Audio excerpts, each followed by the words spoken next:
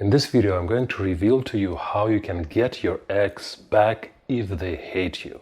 So if every time you call them up, or you talk to them, or you text them, all you get is bursts of anger, horrible words that completely shake your world, that means they're full of passion towards you. It's just that this passion is being shown in the worst way possible. Now, I'm going to show you how to turn that passion around from passionate hate to passionate love. As they say, it's the same thing, just slightly different. You know, there is one step from passionate love to passionate hate and then back to passionate love. If they would be completely indifferent to you, that would be way, way worse in terms of your chances of getting them back. But the fact that they're angry actually means that they care. They want to stop caring, but they get really, really angry with themselves first and foremost that they can't stop caring. Now, obviously, they may not know that because people don't really know their feelings that well. Especially men, but women as well, don't really understand their feelings deeply. But most likely, if every time they see you or find out something about you or even think about you, they get really emotional, negative, strong emotion, that means that they are definitely not over you. And the question is how to turn that back, how to make that passion constructive again, so it's love again. So it's the same strength of emotion, but it's about really caring. The worst possible way to go about it is to try to convince them, is to try to tell them to give you a chance.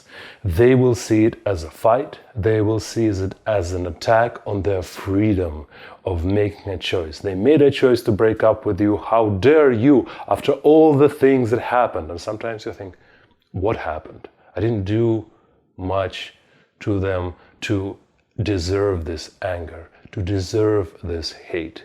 But here's the thing, when people encounter such strong, mixed, complicated emotions, they get confused. And that person is confused. And there is a way to get them out of that confusion and to get closer to you, to make first steps, to make amends and get closer together. So here how it works. Remember all the things that they blame you for, all those weird accusations that they have that you probably don't agree with, and rightfully so. Write them down. Write all of them down, and we're going to construct a letter for them, which we're going to send them by text. Now, if they blocked you everywhere, there is a way to send that text by just finding a new SIM card or a new account and sending that from that new account. Don't overuse that. If you overuse that, that's harassment. If you do it just once, actually it's totally fine. So we're going to construct a letter. In that letter, you're going to tell them that you still care and that you're sorry that you hurt them. And you're going to admit and list all the things that you did to supposedly hurt them. Those things that they usually accuse you of. Now, even if you don't agree, it doesn't matter. We're agreeing with them to diffuse their anger. We're agreeing with them so they feel understood. And once people feel understood, they feel that you get them. If they have the feeling, that's right, that's exactly what I've been telling you. That anger, that fight diffuses, because the biggest reason to get angry is, you don't get me. Here's what you did. I say, no, I didn't. Even if you don't say it, they don't feel acknowledged. Give them that acknowledgement.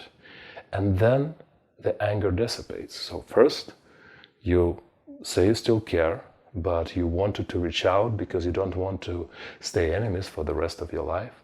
You list those accusations. After a lot of, inner work, I realize that I did this, and I did this, and I did this, and that made you hurt, and that gave you pain, that gave you emotional pain. I'm very, very sorry.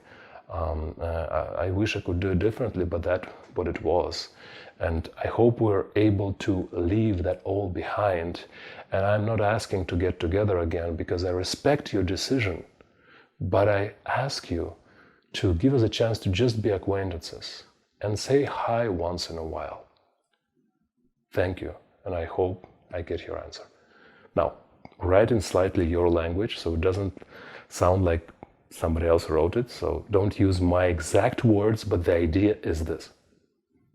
And what you do then is you send them that, and all you need to do is for them to say yes. Now you would say to me, look, I don't want to be acquaintances. I don't want to be their friend. I don't want to be friend zoned.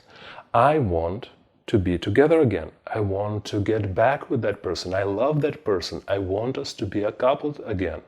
I mean, what are you suggesting? Well, I am suggesting that in order to get to a point of being a couple, you need to go through a few steps.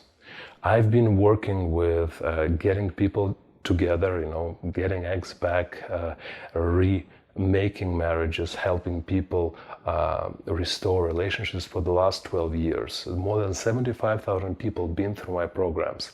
And I can tell you that I've tried and tested a lot of things, including things you find online. You will notice, by the way, that things I say are slightly different. It's because what I found is that things that work are not the things that people think should work. And one of the things that never works is going from horrible fight immediately to passionate love. You have to go in steps. It's fairly fast to go from one to another. As I told you, like it's almost a turnaround, but it takes steps. So from enemies, you need to go to acquaintances. From acquaintances, you go to friends. From friends, you go to friends with benefits. From friends with benefits, you go to a couple again. Now, you can go through all this list really fast or really slow. That really depends on how well you do it.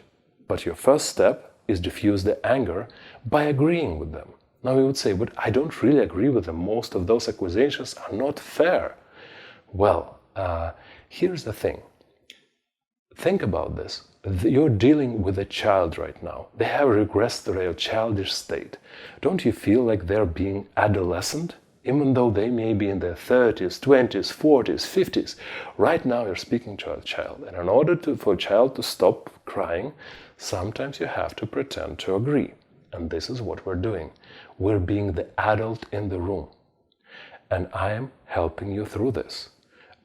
You probably could be that adult in the room if it wouldn't be for the fact that you were completely shocked by the situation, hurt by the situation, and you haven't encountered that situation before. And I'm helping you because I helped, well, by now more than 100,000 people. I stopped counting at 75,000 who went through my courses, trainings, all that, watched my videos. And I can see that there are methods that work, but you have to be calm, rational, dispassionate, and we'll get there. If you liked what you heard here, if you feel that my method makes sense and you want to try more of it, click on the link in the description to find out more about my general approach and method. Usually, in 95% of cases, it does help people get their ex back. It takes around 2 months, more or less, depending on the situation, but most couples get together. It could really work for you. So, if you like this video, like it, subscribe, check out the link in the description, and check out my program. It actually can work for you. Thank you so much, and I'll see you soon.